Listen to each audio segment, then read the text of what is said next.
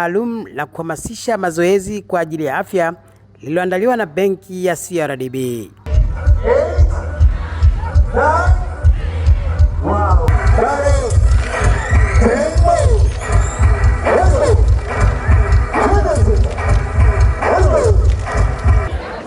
Tunapambana na magonjwa yasiyoambukiza. Sasa benki yetu kama ya CRDB, zaidi ya kutoa matibabu kwa wafanyakazi wetu, tunachojaribu kufanya ni create awareness kwa wafanyakazi wetu. Kwanza waweze kupata nafasi ya kupima afya zao. Benki yetu ya CRDB inatoa matibabu bure kwa wafanyakazi wake katika kujenga afya ya akili na mwili. Sasa wafanyakazi wanapokuwa na afya ya akili na mwili, manake watakuwa wachapakazi, muda mwingi watatumia katika kufanya kazi kuliko kwenda kutibiwa. Matumaini yetu kwamba benki itaendelea kufanya vizuri. Ni ushahidi tosha. Haya mafanikio ambayo tunayoona yanapatikana ndani ya benki yetu ya CRDB ni pamoja na kujali afya zao. Nawashauri vijana wote wasifanye tu mazoezi kwa sababu ya fashion, wafanye mazoezi kwa ajili ya afya zao. Afya ya akili, kuondoa msongo wa mawazo, na afya ya mwili, kuondoa ya magonjwa ya kuambukiza. Nashauri jamii ijikite kwenye mazoezi, especially wanawake. Wanawake tunajiona kwamba tuna majukumu mengi, tuna watoto, tuna mambo mengi ya kijamii, lakini tunajisahau.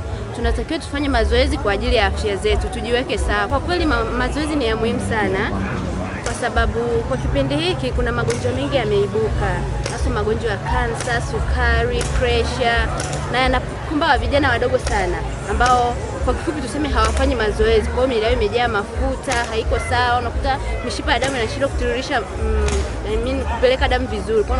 Kazi zetu nyingi umeona ni za maofisi, tumekaa. Mtu ambao amekaa ofisini na mtu ambao anafanya kazi site kama engineer, si ndio? Ni kazi tofauti. Mmoja anatumia mwili wake, mwingine anakaa. Kwa hiyo ni kuangalia ni kazi gani ambao unafanya katika maisha yako. Je, ni kazi yako tunaitaga sedentary. Yaani unaingia unakaa kwenye ofisi, inamaanisha hautembei, si ndio? Haubebi vitu. Mtu ambaye afanye mazoezi hana zile tunaziita good hormones, endorphins.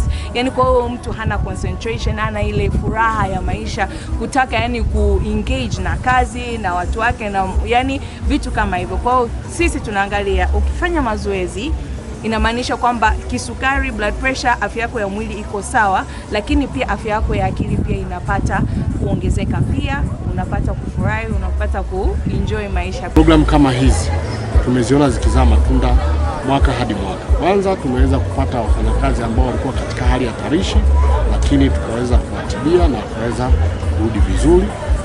Pili, tumeona utendaji kazi ambao unaimarika kwa sababu wafanyakazi wamekuwa active. Muda mwingi tunapokuwa makazini tunakuwa tunatumia muda mwingi kukaa, lakini kufanya mazoezi staff wenyewe wameweza kujianzishia utaratibu kwamba kila baada ya risali moja au masaa mawili tuna wale champions ambao wanakumbusha, wanaweza kukaa na kustretch wakiwa kazini, then wanaendelea na